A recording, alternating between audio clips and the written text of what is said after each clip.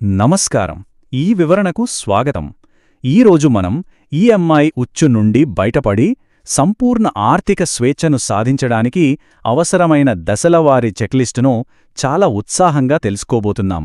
ముఖ్యంగా లక్ష్యాధారిత ప్రణాళిక కోసం సిప్ క్యాలిక్యులేటర్ను ఎలా ఉపయోగించాలో చాలా స్పష్టంగా, ప్రాక్టికల్గా అర్థం చేసుకుందాం.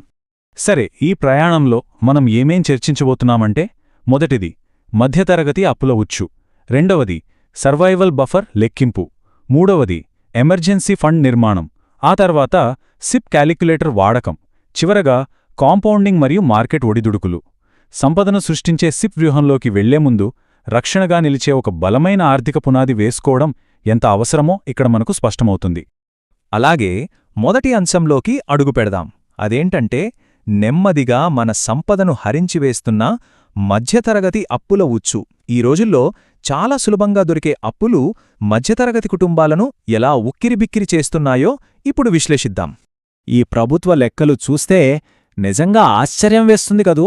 2024 నాటికి మన దేశంలో గృహాల ఆర్థిక బాధ్యతలు అంటే అప్పులు జీడీపీలో ఏకంగా 41% చేరుకున్నాయి. దీనర్థమేంటంటే, ఒకవైపు పొదుపులు పడిపోతున్నాయి, మరోవైపు అప్పులు ఆకాశాన్ని తాకుతున్నాయి. ఇక్కడే మన మొదటి చెక్లిస్ట్ రూల్ వస్తుంది. అదే 40% రూల్. ప్రతి ఒక్కరం మన ఈఎంఐ ఆడిట్ చేసుకోవాలి. మన ఇంటికి తీసుకెళ్లే ఆదాయంలో క్రమం తప్పకుండా చెల్లించే అప్పుల వాటా 40%కి మించకూడదు. ఒకవేళ మించితే గనక ఆర్థికంగా ఊపిరి పీల్చుకోవడానికి ఏమాత్రం గ్యాప్ లేని అత్యంత ప్రమాదకరమైన స్థితిలో ఉన్నట్లే లెక్క. ఇక రెండవ విభాగం, ఏమాత్రం రాజీ పడకూడని పునాది. అదే సర్వైవల్ బఫర్ను లెక్కించడం.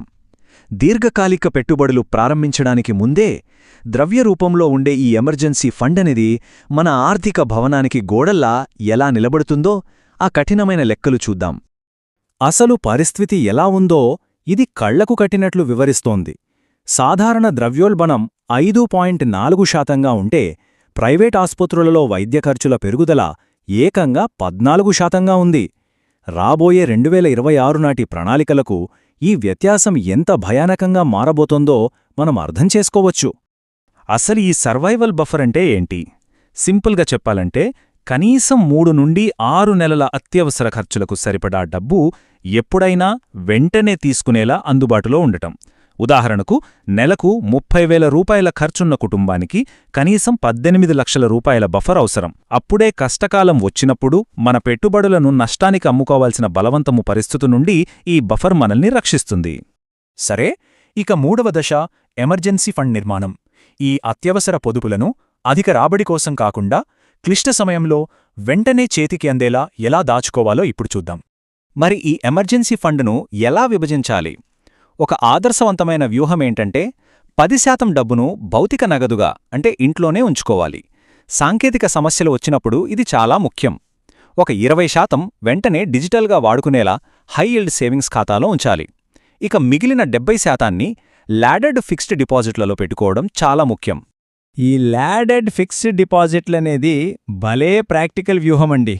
బఫర్లోని 70%ని ఒకే పెద్ద ఎఫ్డీగా కాకుండా 4 చిన్న చిన్న ఎఫ్డీలుగా విడగొట్టాలి.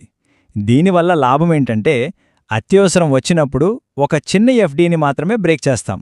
మిగతా డిపాజిట్లపై వచ్చే వడ్డీని ఏమాత్రం కోల్పోమన్నమాట. ఆర్థిక పునాది సిద్ధమైంది కాబట్టి ఇక సిప్ క్యాల్క్యులేటర్ అనే సాధనంతో మన సంపద అనే భవనానికి పైకప్పు ఎలా వేయాలో స్టెప్ బై స్టెప్ చూద్దాం. ఒకసారి ఆలోచించండి. 50 లక్షల రూపాయల కార్పస్ చేరుకోవాలంటే నెలకు ఎంత పొదుపు చేయాలి, ఎంత క్రమశిక్షణ కావాలి? ఒక స్పష్టమైన లక్ష్యాన్ని పెట్టుకొని రివర్స్ ఇంజనీరింగ్ ద్వారా ఆ టార్గెట్ను ఎలా చేరుకోవాలో ఇప్పుడు చూద్దాం. ఇప్పుడు ప్రాక్టికల్గా క్యాల్క్యులేటర్లో ఇన్పుట్స్ ఎలా ఇవ్వాలో చూద్దాం. మన లక్ష్యం 50 లక్షల రూపాయలు. పెట్టుబడి సమయం ఒక 10 సంవత్సరాలు అనుకుందాం. అలాగే ఆశించే వార్షిక రాబడి 12%గా నమోదు చేద్దాం. సింపుల్గా చెప్పాలంటే ఇదే లక్ష్యాధారిత ప్రణాళిక. చూశారుగా, లెక్క ఎంత స్పష్టంగా వచ్చేసిందో. 10 ఏళ్లలో ఆ 50 లక్షల టార్గెట్ కొట్టాలంటే ప్రతీ నెల ఖచ్చితంగా 21,520 రూపాయలు పెట్టుబడి పెట్టాలి. క్యాలిక్యులేటర్ మనకిచ్చే పక్కా మార్గదర్శకత్వమిది. ఇక మన చివరి విభాగం కాంపౌండింగ్ మరియు మార్కెట్ ఒడిదుడుకులు.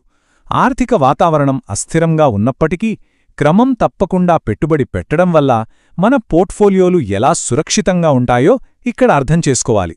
ఎక్కడొక అద్భుతమైన మ్యాజిక్ దాగి ఉందండి. 10 సంవత్సరాలు మరియు 20 సంవత్సరాల కాంపౌండింగ్ సమయం మధ్య ఉన్న ఈ భారీ వ్యత్యాసాన్ని గమనించండి. నెలకు 10,000 రూపాయలు 10 ఏళ్లపాటు పెడితే సుమారు 22.4 లక్షలొస్తుంది. అదే మరో 10 ఏళ్లు అంటే 20 ఏళ్లు కొనసాగిస్తే ఏకంగా 91.99 లక్షలు. మార్కెట్లో మనం గడిపే సమయమే ఈ అద్భుతమైన వృద్ధికి కారణం. మార్కెట్ పడిపోతోంది అని భయపడాల్సిన పని లేదు. ఎందుకంటే రూపీ కాస్ట్ యావరేజింగ్ అనే అస్త్రం మన దగ్గరుంటుంది. మార్కెట్ పడిపోయినప్పుడు ఎక్కువ యూనిట్లు, పెరిగినప్పుడు తక్కువ యూనిట్లు కొంటాం. దీనివల్ల సగటున మన కొనుగోలు ఖర్చు తగ్గిపోతుంది. ఆర్థిక మాంద్యం వచ్చినా సరే క్రమశిక్షణ కలిగిన పెట్టుబడిదారులకు అది లాభమే చేస్తుంది. మరి అసలు విషయమేంటో ఇక్కడ ఈ ఇద్దరి పరిస్థితిని చూస్తే అర్థమవుతుంది. రవి అనే వ్యక్తి ఏ పొదుపు లేకుండా ఎప్పుడూ ఈఎంఐలో ఊబిలోని చిక్కుకుపోయాడు. మరోవైపు సురేష్ అనే సిస్టమాటిక్ పెట్టుబడిదారుడు నెలకు కేవలం 10,000 రూపాయలు సిప్ చేస్తూ 15 ఏళ్లలో 50.4 లక్షల నిధిని కూడబెట్టి సంపూర్ణ ఆర్థిక స్వేచ్ఛను సాధించాడు. ఎంత తేడా కదా! ఈ మొత్తం వివరణ వెనక ఉన్న ఒకే ఒక్క ఫిలాసఫీ ఇదే. ఈఎంఐ గడియారం అలాగే కాంపౌండింగ్ గడియారం రెండూ ఒకే సమయంలో నడుస్తూ ఉంటాయి. కాని మనం దేనికి ఆహారం అందిస్తున్నాం అన్నదే ఇక్కడ అసలు ప్రశ్న. మన డబ్బును అప్పుల నుండి తప్పించి కాంపౌండింగ్ ఆస్తుల వైపు మళ్లించడమే అసలైన సంపదకు రహస్యం. చివరగా ఒకసారి మనల్ని మనం ప్రశ్నించుకుందాం. రేపు ఏదైనా ఆర్థిక కష్టమొస్తే తట్టుకునేలా ఒక బలమైన పునాదిని నిర్మిస్తున్నామా, లేక అప్పుల ద్వారా మరో బలహీనతను కొని తెచ్చుకుంటున్నామా? ఈ చెక్లిస్ట్ను వెంటనే అమలు చేసి సరైన ప్రణాళికతో ముందడుగు వేస్తే ఎవరైనా సరే తమ ఆర్థిక భవిష్యత్తును అద్భుతంగా లిఖించుకోవచ్చు.